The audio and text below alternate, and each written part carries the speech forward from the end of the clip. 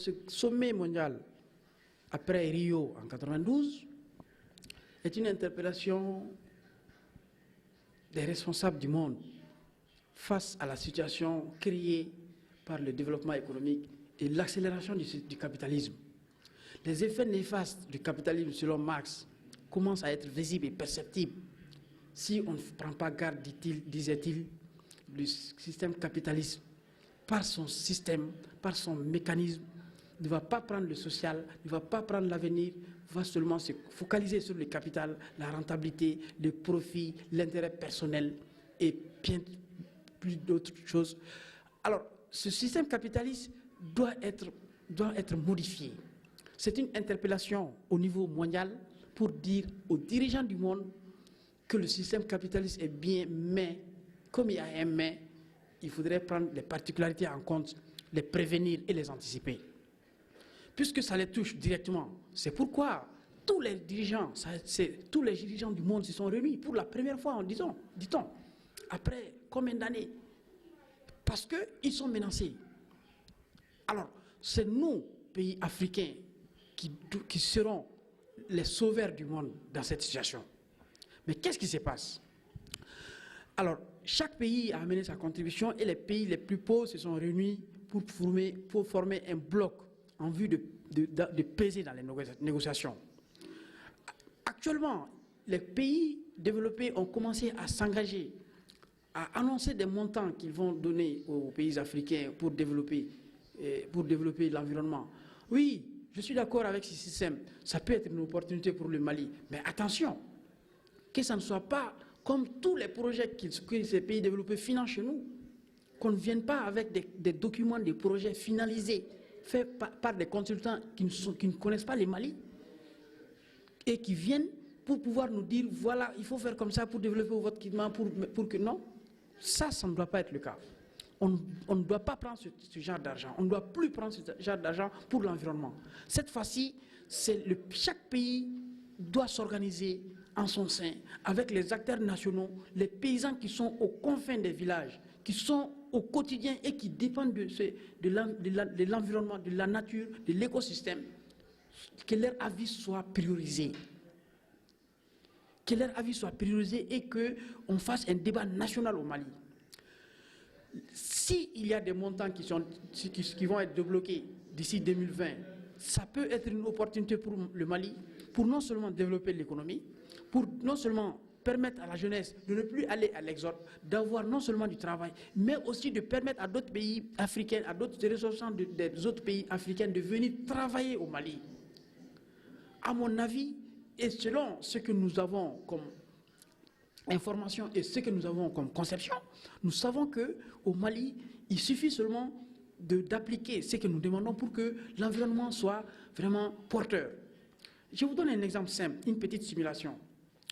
Supposons que pendant l'hivernage, toute la pluie, la quantité de pluie qui tombe au Mali coule dans les rivières, dans les marigots, va vers les deux fleuves et va directement se jeter à la mer. C'est fini, c'est de l'eau qui vient. C'est un don de Dieu que nous n'avons pas commencé à exploiter. Ce tort naturel que Dieu nous a donné peut sauver le Mali. Comment? Il suffit seulement de retenir l'eau partout. De retenir l'eau et de ralentir son rythme de circulation vers la mer. Tout simplement.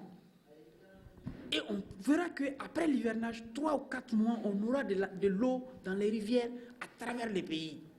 Immédiatement, l'écosystème va se reverdir. Les arbres auront de la nourriture. Toute la nature va se reconstituer. Il suffit de le faire pendant 2 ou 3 ans. C'est terminé. Mais retenir l'eau ne suffit pas qu'il faut chercher de l'argent avec de gros moyens pour dépenser pour rien. Non, des moyens très très locaux qu'on permette à ceux qui ont besoin de ça de s'installer et de pouvoir le faire avec de manière très simple. On peut développer la pisciculture partout dans ces rivières. Dans les grands mares, on peut les aménager, faire la pisciculture partout. Avec les conséquences, les effets néfastes de l'homme sur l'environnement, les deux fleuves, les pêcheurs ont des problèmes pour avoir du poisson à cause du sachet plastique. Les sachets plastiques relèvent les filets. Donc les pêcheurs qui n'arrivent pas à s'approvisionner en poisson dans les fleuves, on les transpose dans les marigots, autour des mares, des rivières, où on a retenu l'eau, ils feront la pisciculture, le Mali va faire une grande entreprise de pisciculture et on pourra vendre le poisson partout. Alors, ça c'est un exemple. Non seulement il y aura la pisciculture, il y aura les jardins, les vergers, les animaux, le pays, le cheptel va se développer, se reconstituer. L'écosystème va se reconstituer. Tous les arbres qui sont coupés vont se reconstituer. Il suffit d'aller, n'est-ce pas, à des activités concrètes. Voici un petit schéma pour montrer que nous, on a déjà des solutions qu'on n'avait pas exploitées. Maintenant, avec les fonds qu'on pourra avoir, il suffit juste, par exemple, de réfléchir à toutes les opportunités qui peuvent se présenter comme cette idée que je viens de dire, qu'il suffit juste de développer. Maintenant, ceux qui ont les bonnes idées, on ne les consulte pas. Maintenant, même si on les consulte seulement, on les écarte. Pour la mise en œuvre, on les met à l'écart parce qu'on pense aux questions des moyens. Nous sommes dans le privé. Qu'on nous appelle ou pas, les autres pays, les internationaux, nous, on travaille avec eux. Donc, nous sommes dans la conception, nous avons des idées, nous avons les bonnes idées. Ils ne sont pas obligés de me consulter, mais ils peuvent consulter n'importe quel intellectuel, les universitaires, qu'on associe les universitaires. Tous les universitaires, qu'on les mette dans les débats et qu'on n'ait pas peur des critiques et des suggestions. Ceux qui sont dans les bureaux, on les accuse parce qu'ils ne réfléchissent pas et ils ne veulent pas prendre les avis des gens qui ont des bonnes réflexions. Le Mali, c'est pour nous tous et nous avons les idées pour les développer. Oui, je confirme que, avec ou sans l'aide des pays développés, nous avons la possibilité de maîtriser notre environnement. Et la maîtrise de l'environnement est l'un des facteurs clés pour le développement. Si on n'arrive pas à le maîtriser, ça va être un blocage.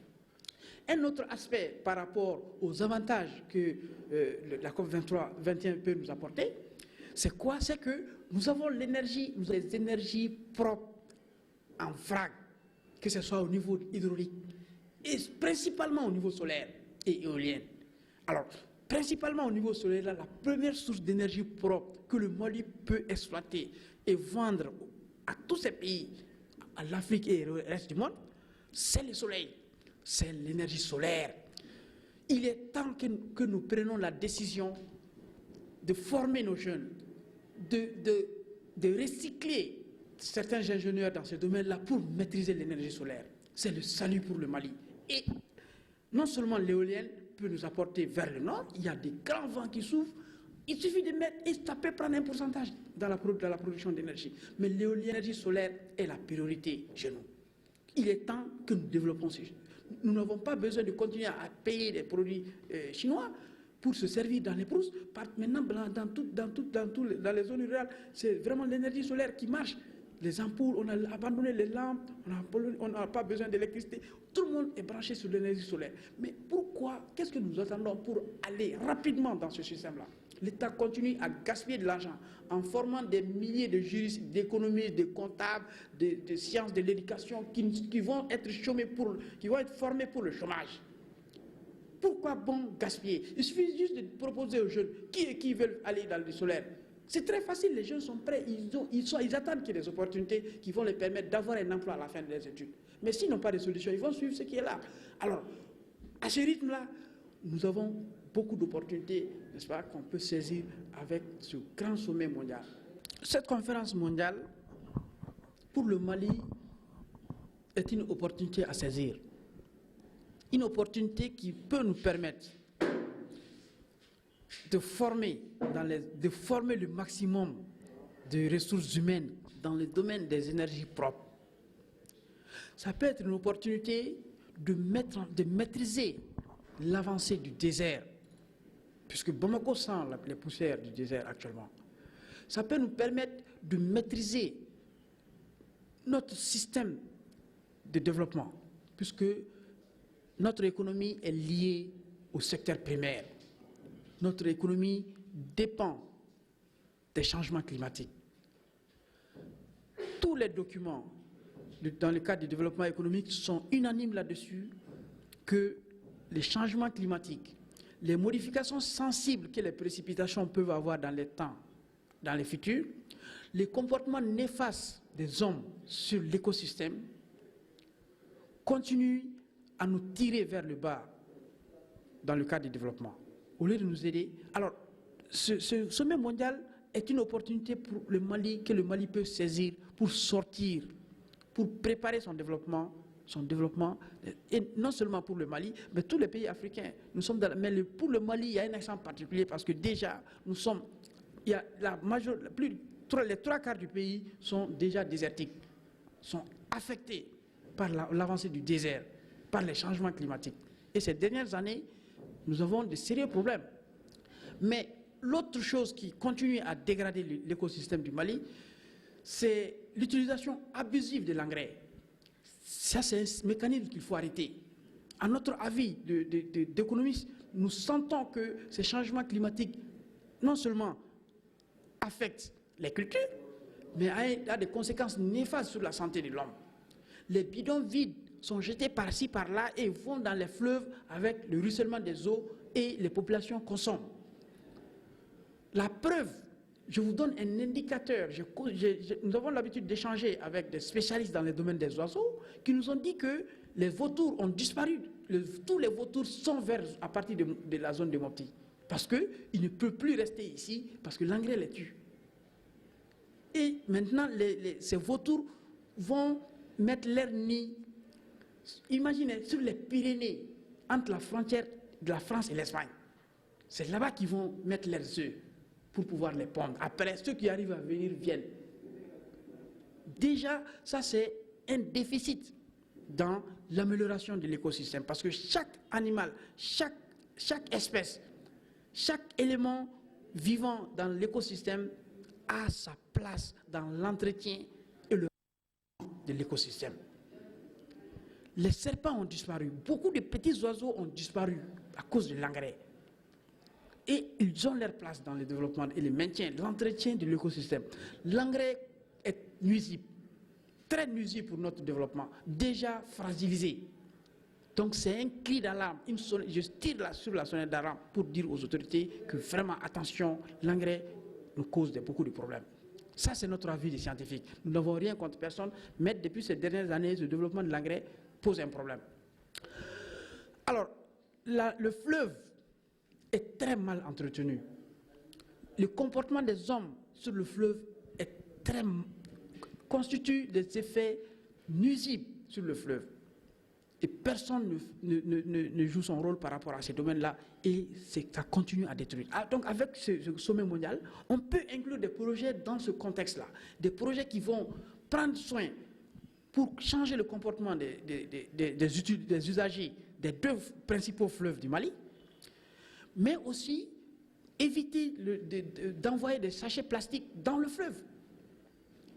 Alors, ces différents comportements sur la nature, les coupes, je suis en train de faire économie de ceux qui font les coupes abusives de bois pour le charbon de bois ou le bois de chauffe. Ça, c'est vraiment, ça, on n'a même plus besoin d'en parler parce que déjà, ce mécanisme, disons, alors, je veux dire, par rapport au comportement des hommes, 80% de la consommation énergétique, de l'énergie domestique concerne le bois de chauffe et le charbon de bois. Donc, ce qui fait que la nature a déjà eu les conséquences, nous sentons déjà les conséquences de ce phénomène lié à la consommation.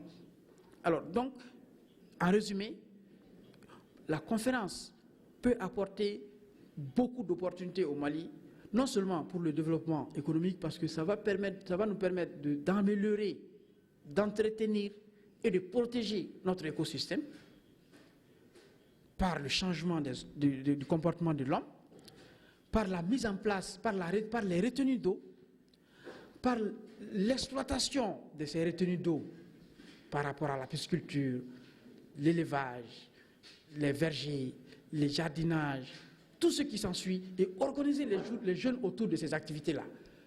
Faire en sorte que l'énergie solaire puisse se développer, faire en sorte que l'énergie éolienne puisse se développer. Tous les projets dans le cadre de l'environnement intéressent le Mali et le Mali se trouve au centre parmi les pays africains. Alors, le Mali doit être un pays pilote parce que s'il y a réellement des financements qui tombent et qu'on nous donne la possibilité nous-mêmes de les exploiter, même s'il y a un système de contrôle, le Mali peut trouver la solution à son problème de développement et devenir un pays émergent dans les 10 années à venir.